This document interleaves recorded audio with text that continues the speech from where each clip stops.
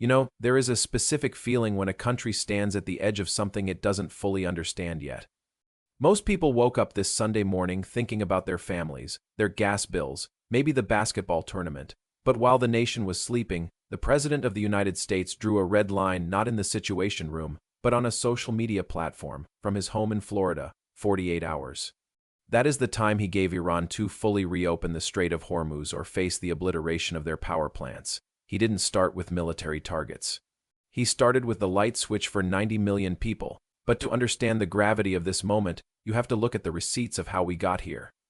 On February 6th, we were in Geneva, diplomacy, the slow, unglamorous work of keeping people alive. Then, on February 28th, while those talks were still ongoing, the logic shifted. 900 strikes in 12 hours. We moved from the table to the cockpit, and we haven't looked back. Now, we are in the fourth week of an unauthorized war that Congress has never voted on. And here is the Maddo moment. Just 48 hours ago, the administration said the war was winding down. Today, they are threatening to plunge an entire nation into darkness. This isn't just about strategy. It's about the Hormuz tax. When you issue an ultimatum like this from a social media account, the markets don't wait for the deadline. They react instantly. Oil isn't just ticking up. It's threatening to blow past $150 a barrel.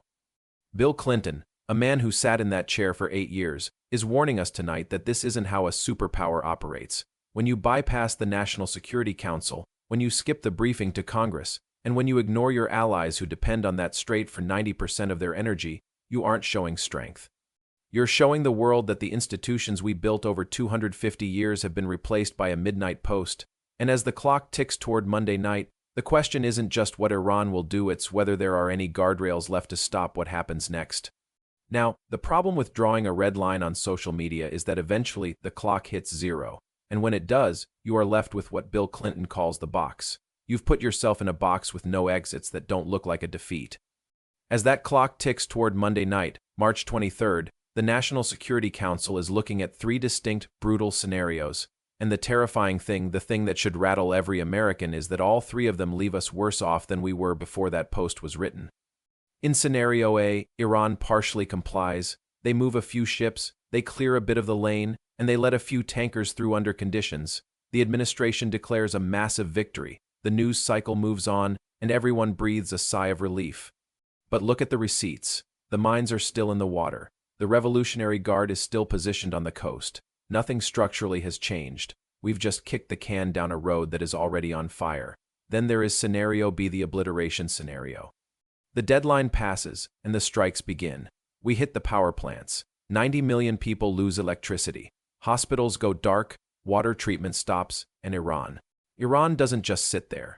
They retaliate, not just against Israel, but against the energy and desalination infrastructure of our allies in the Gulf. The way Kuwait, Saudi Arabia, they all become targets. Oil doesn't just spike. It blows past $150 a barrel. This isn't a limited strike anymore. It's a regional conflagration with no off-ramp and no coalition to hold the line. And finally, Scenario C, the deadline passes and nothing happens. In this scenario, American credibility, the thing that underwrites every alliance and every deterrent we have around the world, takes a devastating hit. Every adversary from Beijing to Moscow takes a note. The red line is just words. The ultimatum is just a post. So, here is the Maddo moment, the question we have to ask: who benefits from this? Bill Clinton isn't shy about the answer. He points directly at Benjamin Netanyahu, a man whose political survival has long been tied to a direct confrontation with Iran. He points to the domestic hawks in Washington who see this as a generational opportunity to reshape the Middle East. But while they play the high-stakes game of geopolitical chess, the family in Ohio is the one paying the regime change tax at the gas pump. The small business owner is the one watching shipping costs hit the moon. Strength and restraint are not opposites. The strongest thing a superpower can do is act through its institutions, with its allies, under the law. But as we count down to Monday night, we are breaking things. We are breaking the power grid in Iran, yes, but we are also breaking something inside our own democracy that is going to be very, very hard to put back together.